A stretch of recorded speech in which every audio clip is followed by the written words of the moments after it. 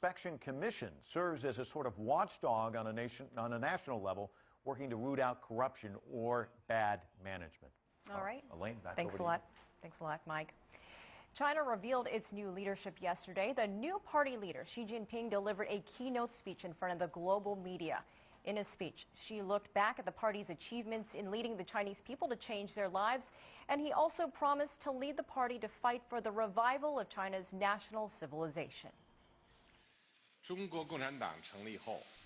Since its founding, the Communist Party of China has made great sacrifices and forged ahead against all odds. It has rallied and led the Chinese people in transforming the poor and backward old China into an increasingly prosperous and powerful new China, thus opening a completely new horizon for the great renewal of the Chinese nation. Our responsibility now is to rally and lead the entire party and the people of all ethnic groups in China in taking over the relay baton passed on to us by history, and in making continued efforts to achieve the great renewal of the Chinese nation. Make the Chinese nation stand rock firm in the family of nations, and make even greater contribution to mankind. During this year's Congress, the CPC also made amendments to the party's charter. But what does it all mean? Joining me now is CCTV's Wang Guan. There have been several major developments, so we are having you explain some of these major developments. Right, Elaine. The key concept here is scientific outlook on development coined by former party chief Hu Jintao. What it really means is a set of theories and policies that aim to make the wealth distribution more equal and make economic development more sustainable. Well, we've got to understand that there is a political culture in China that loves to invent new political slogans.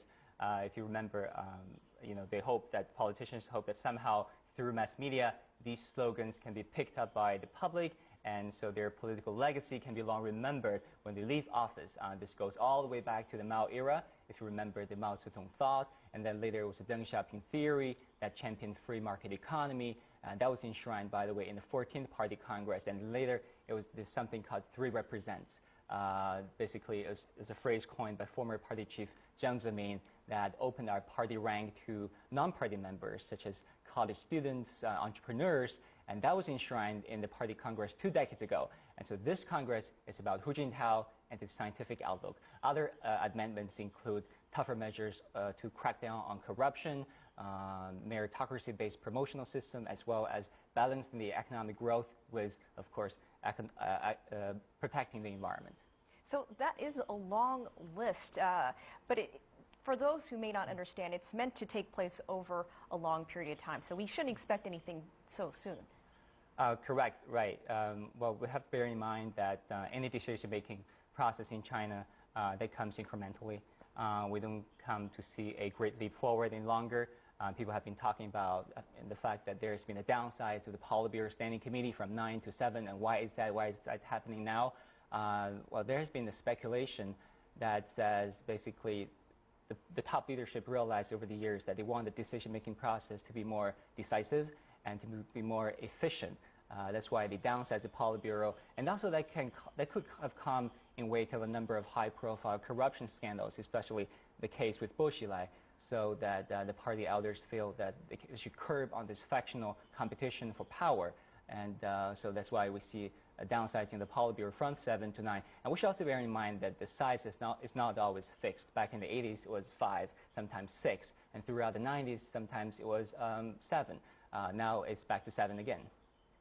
Well, we have a couple more minutes. Let's touch on corruption quickly. You just mentioned that because it was something that was said at the beginning of the Congress by Hu Jintao, and it was something that was also mentioned at the end by Xi Jinping.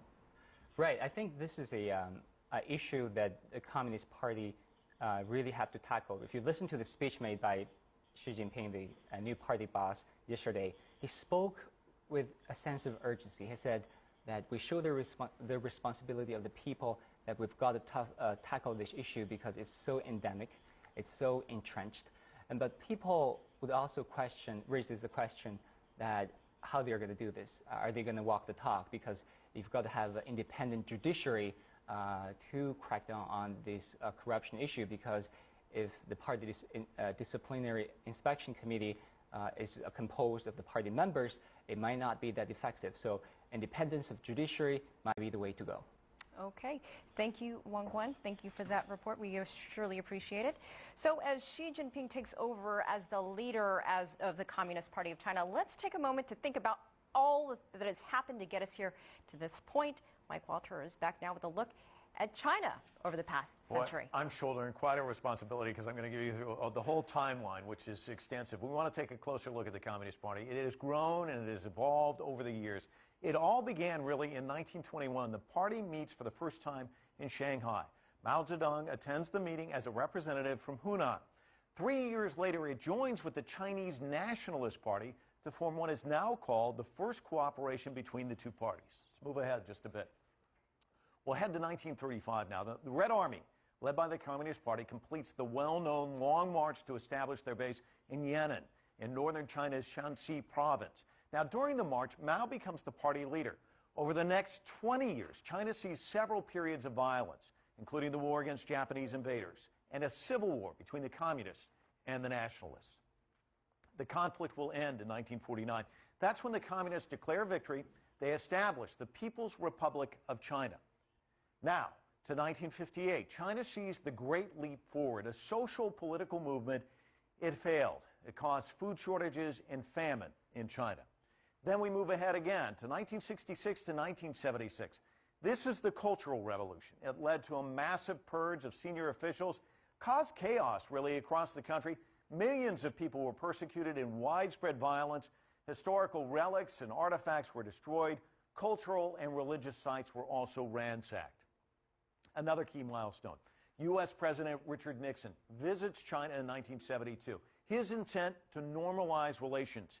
He didn't know it at the time, but Mao Zedong was dying. He would die 4 years later. Now, we move ahead again. Deng Xiaoping rises to power, and China undergoes a series of economic reforms. In the late 1980s, China opens to foreign investment and to a market economy. Following some domestic turmoil in 1989, Jiang Zemin takes over soon after the Shanghai stock market will open. Then, in 1987, China regains control of Hong Kong from British rule. And then in 2000, the U.S. and China, they establish normal trade relations, and soon after, China enters the World Trade Organization.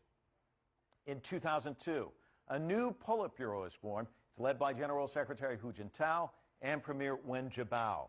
Then, we jump ahead to 2012. Xi Jinping becomes the new party leader.